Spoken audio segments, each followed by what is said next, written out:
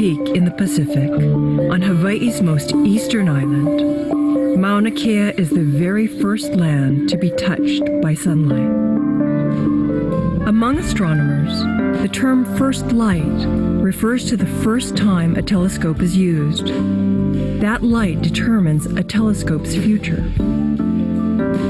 I remember that my PhD advisor came one day to my office and told me, look, you know, our American colleagues are really crazy, you know, they have just built a telescope on this volcano Mauna Kea at an altitude of 14,000 feet. He looked at me and said, well, it's never going to work. But workers overcame the high altitude, snowstorms, and problems with the telescope's computer system. In 1970, the university's 88-inch telescope saw its first light. I think it was a pioneering telescope. By the time when it was built, it was the first really professional telescope on Mauna Kea. 88 inches is a significant size for a telescope. Even today, astronomers have discovered a unique location, a high-altitude site in the middle of a large ocean. The air around Mauna Kea is very stable. In contrast, air currents that pass over land masses centers nearby to cause light pollution. And at nearly 14,000 feet, it stands above the clouds. During the day, higher temperatures can cause the clouds to rise. But in the evening, a strong inversion layer usually keeps the cloud level below the telescopes. Mauna Kea was becoming the center of astronomy's universe.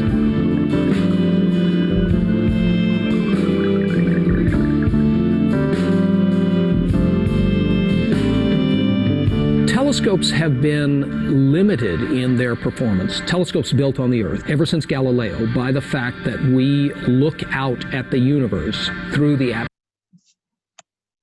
Something that's blurry and dancing around. In fact, that's what causes stars to appear to twinkle to your naked eye. Pioneered at Hawaii's Institute for Astronomy, a major advancement for terrestrial telescopes is adaptive optics. The light from a telescope is bounced off a deformable mirror and into the beam splitter.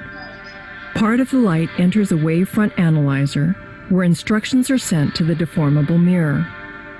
As the mirror changes shape, the light beam becomes smooth and sharpens the image. It will, for the first time in the history of large telescopes on the surface of the Earth, mean that these telescopes are capable of performing to the theoretical limit that you go to all the trouble of building them to do. As you look farther and farther out in space, you're looking backward in time because it takes light a certain amount of time to travel to get to us. And so discovering the most distant objects in the universe is really what pushes the big telescopes. This is why astronomers have built larger and larger telescopes for the last 400 years to try to see fainter and fainter things farther and farther out into the universe. These days, I think in professional astronomy, when you say the new generation of telescopes, that's what we mean when we say telescopes that are sort of 8 to 10 meters in size. The previous generation that was built in the 70s and 80s and even into the early 90s was more in a 3 to 4 meter range. But what's happened in the last 10 years is the technology has become available to make much bigger mirrors. Mirrors are usually resurfaced every 1 to 2 years. First, the old aluminum surface is removed from Gemini's 24-ton mirror. This time, silver is applied. It is more reflective and only a few hundred atoms in thickness. As the finished mirror is reset, we see some of the computer-controlled actuators that apply pressure to bend and maintain the mirror's precise shape. A lot of people say that it's the technology that drives the science of astronomy. When you get a new class of instrument, like a Gemini telescope, all of a sudden you have all of these new projects that opened up to you that you couldn't necessarily have done before.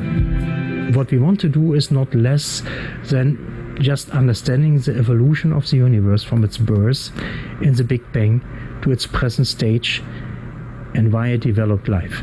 And that's a question that you want to address with this 30-meter class telescope. And I think one of the things that makes astronomy so unusual is the fact that we do look backwards in time with the telescope. The objects that we are looking at now, some of them are 13 billion light years away, which means that the light started traveling years ago. So in a sense, we are looking back in the universe to when the universe was a child, or a baby even.